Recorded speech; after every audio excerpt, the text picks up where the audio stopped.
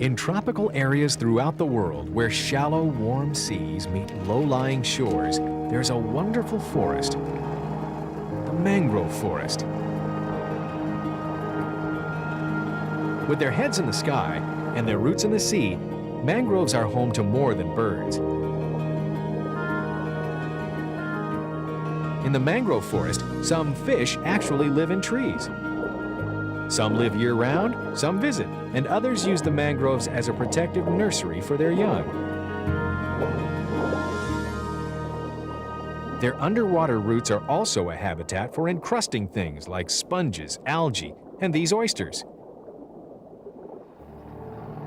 As some of the only trees that nature has planted in the sea, mangroves have had to develop a lot of unique strategies for survival.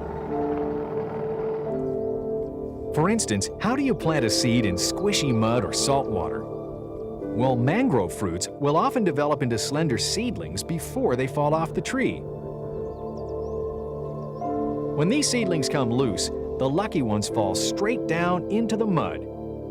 And there you have it, instant tree. Like any self-respecting tree, mangroves like to stay in the same place. But that's not easy when you're subject to tides and currents. So to anchor itself in the soft bottom, each tree sends out many curved roots, forming a dense mat that slows down the water, allowing mud to settle around the trees. And in the mud, we find mud skippers. These little fish actually breathe air like we do. And see those eyes? They have two sets of lenses so the fish can see both above and below the water. It's kind of like having a built-in face mask. Hermit crabs scurry along the bottom following the receding tide in search of goodies in the sediment.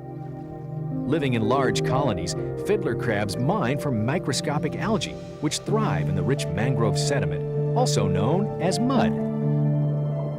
Most plants would drown if their roots were surrounded by water and mud, and some of the many species of mangroves would as well, if it weren't for this ingenious adaptation.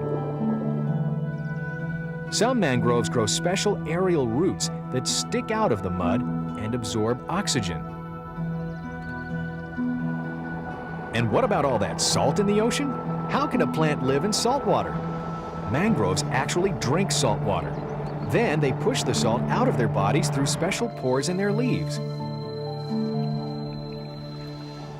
It takes a lot of energy to do this, and that may be why mangrove forests don't grow as high as forests on land. But they grow high enough for these frigate birds who find the mangrove branches to be a perfect place to rest and raise their young. But pity the poor chick who falls out of its nest. At the top of the mangrove food chain are crocodiles who wait for unsuspecting prey in this maze of roots and branches. Mangrove forests are so thick and their special roots are so good at holding onto the soil that they can actually protect tropical coastlines from being washed away by hurricanes. But when mangroves are removed, the land is slowly eroded away, even when the weather is fine. This is a beautiful beach to be sure, but see the exposed roots on the coconut palms? That's a sign of erosion, and it's happening because mangroves were removed from this area by people. Once the people realized their mistake, they put in this rock wall to protect their land. Then the people started thinking, we want our mangroves back. And soon, they will have them back. By planting new trees behind the protection of the rock wall, this wonderful forest can be created again. And that's pretty cool. It's not often that we get a second chance.